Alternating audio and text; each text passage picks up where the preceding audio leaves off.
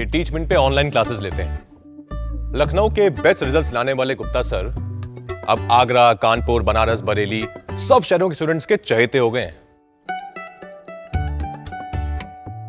Choubey sir को online के झमेले समझ नहीं आ रहे थे, फिर टीचमेंट पे इन्होंने test grading, notes, attendance, fees सब ऑटोमेट कर दिया। अब ये सिर्फ पढ़ाते हैं, बाकी सब टीचमेंट कर लेता है। और ये मैं हूं, अभी अभी शुरू किया है, पर टीचमेंट के साथ बड़े सपने देखना भी आसान सा लगता है। चाहे जैसी भी जरूरत हो, टीचमेंट पे टीचिंग आसान है। आज ही डाउनलोड करें टीचमेंट, इंडिया का नंबर 1 टीचिंग ऐप। अब हम क्वेश्चन नंबर 8, 9 और 10 इसी वीडियो के अंदर करेंगे। तो क्वेश्चन नंबर 8वां जो है बहुत ज़्यादा इंपॉर्टेंट है, तो एक बार आपको ध्यान रखना है। तो यहाँ पर देखिए क्या हमसे पूछ रहा है कि हिरणों के एक झुंड का आधा भाग मैदान में चल रहा है और शेष का 3/4 भाग पड़ोस में खेल रहा है। शेष बचे 9 हिरण एक तालाब में पानी पी रहे हैं, तो झुंड में हिरणों की संख्या ज्ञात कीजिए। तो जो चीज़ ज्ञात करनी है उसको आपको x मानना है।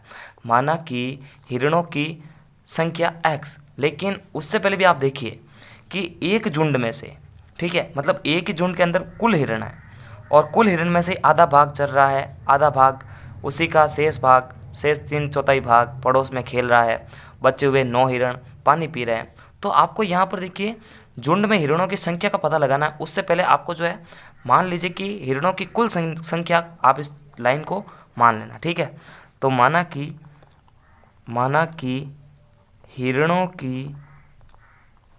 हिरणों की कुल संख्या x मान लीजिए, कुल संख्या x। मतलब देखिए एक मैदान के अंदर ये झुंड का जो है, एक झुंड था पहले, ठीक है। हिरणों के एक झुंड का आधा भाग, यानी इस झुंड में बहुत सारे हिरण थे, x हिरण थे, इसका आधा भाग मैदान में चल रहा है। तो मैदान में जो मैदान के अंदर चल रहे हैं उनकी संख्या हमारे को पता लगानी है। तो चरने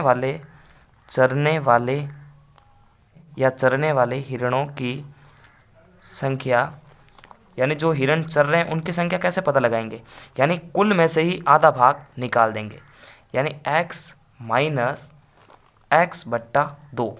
आपको समझ में आना चाहिए कि कुल हिरण x थे, इसका आधा भाग, यानी कुल हिरण का ही आधा जो भाग है, कुल हिरण का ही आधा भाग, यानी x में से x का आधा निकालेंगे, यानी कुल में से आधा निकलेगा तो आधा ही बचेगा। तो आधा भाग ये मैदान के अंदर चल रहा है। देखो लैंग्वेज को समझना, तभी ये समझ में आएगा। शेष हिरणों की संख्या, तो शेष हिरणों की संख्या कितनी होगी, x/2 ही होगी, ठीक है। कुल x था, x का आधा भाग मैदान में चल रहा था, तो टोटल में से आधा निकाला तो वापस आधा ही बचा।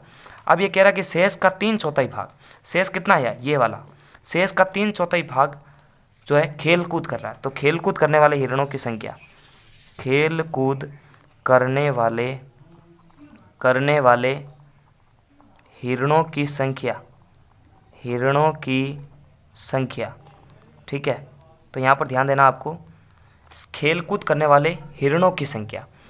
तो देखना यहाँ पर शेष का 3/4 भाग, शेष था ये वाला, ठीक है, इसका 3/4 भाग 3/4, इस शेष का ये इसका 3/4 भाग, 3/4 का मतलब होता है इसका ही, ये जो शेष था ना इसका 3/4 भाग, यानी कितना है 3x/8, 4 दूनी 8 हो गया।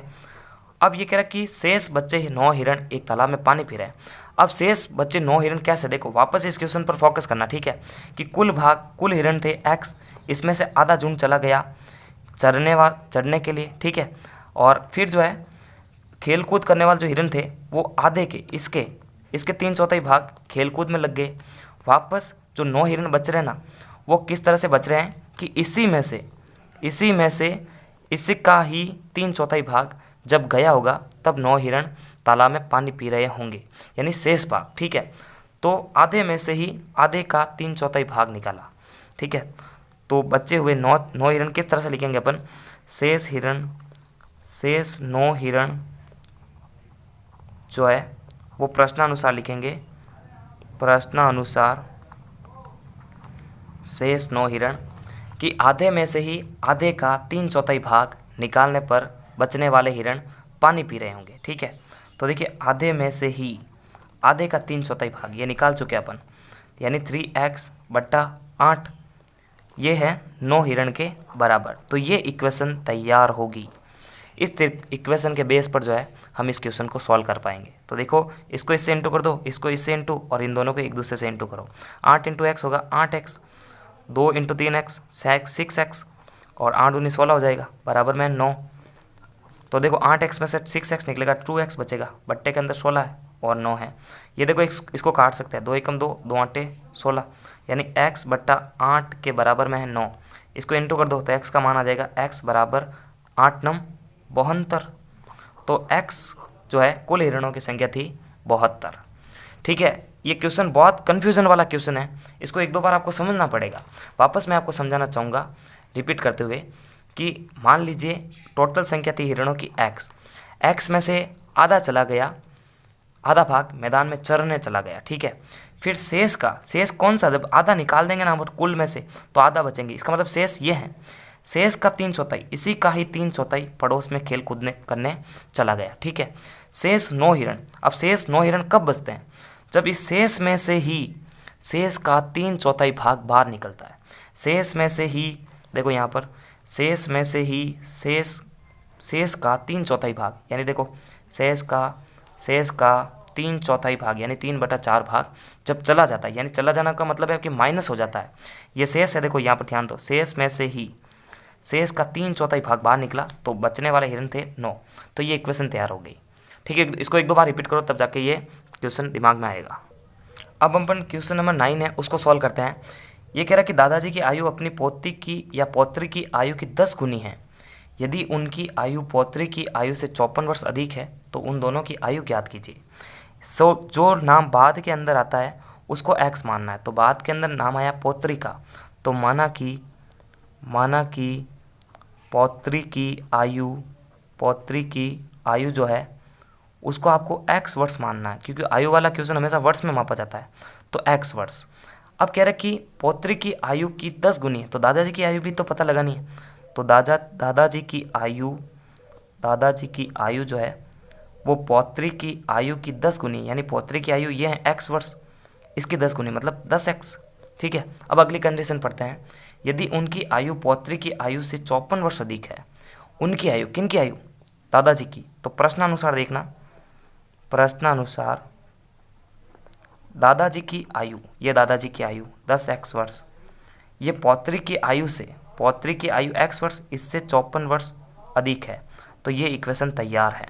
अब इस इक्वेशन के अंदर पक्षांतर करके इसको सॉल्व कर सकते हैं। ये इधर आ जाएगा, 10x माइनस एक्स बराबर में है 54। तो देखो 10x में से x निकलेगा तो 9x बचेगा, 54 इधर है तो x को फ्री रखते हैं, 54 के अंदर 9 का भाग देंगे तो 9 छंग हो जाएगा 54, x बराबर 6 आ चुका है। तो देखो पौत्री की जो आयु थी वो 6 वर्ष यानी x वर्ष, तो x की जगह 6 वर्ष लिख देंगे।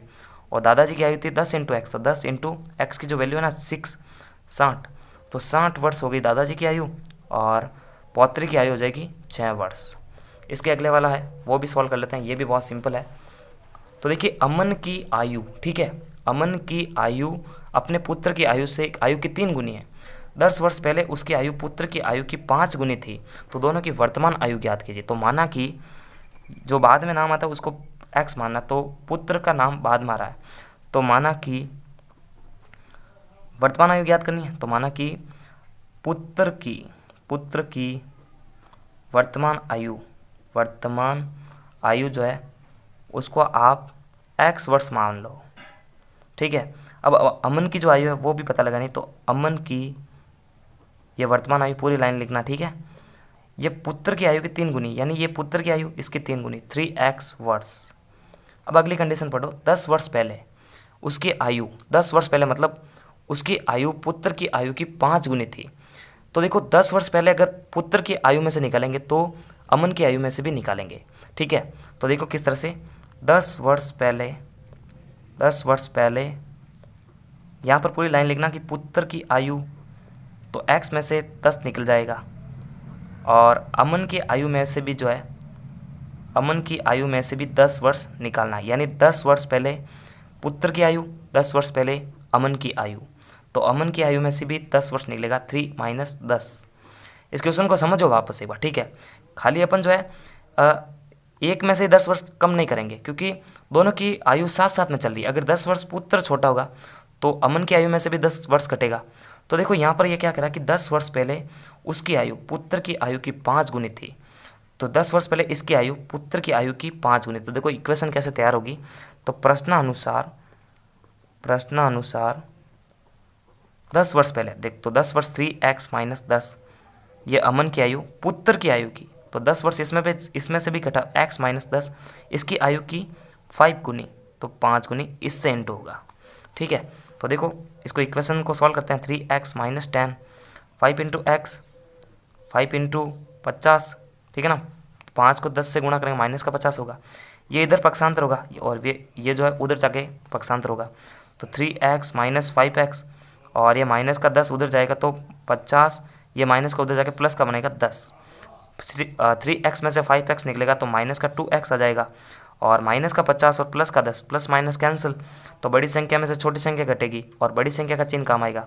तो 50 में से 10 निकल गया तो माइनस का हो गया 40। देखो इधर भी माइनस उधर भी माइनस, तो माइनस माइनस कैंसिल, अब बचता है 2x बराबर 40। तो x को फ्री कर देंगे अपन, और x का जो गुणांक है उधर जाके भाग में लग जाएगा, तो 40/2, तो 2 का भाग इसमें देंगे तो 20 आंसर आ जाएगा, यानी x बराबर 20 आ चुका। तो पुत्र की आयु तो हमने x मानी थी, तो पुत्र की आयु 20 वर्ष, और अमन की जो आयु थी वो 3x थी, तो 3 इंटू एक्स की जो वैल्यू थी 20, 3 दूनी 6, 60 वर्ष। तो अमन की आयु भी पता लग चुकी है। ऐसे क्वेश्चन को हमेशा ना आप सेकंड वाली लाइन के अकॉर्डिंग ही इक्वेशन बनाएंगे, क्योंकि सेकंड वाली जो दूसरी जो शर्त आती है ना, उसके हिसाब से इक्वेशन तैयार होती है। तो नमस्कार, थैंक्स फॉर वॉचिंग, और पूरे चैप्टर की प्लेलिस्ट की लिंक आपको वीडियो के डिस्क्रिप्शन बॉक्स में मिल जाएगी।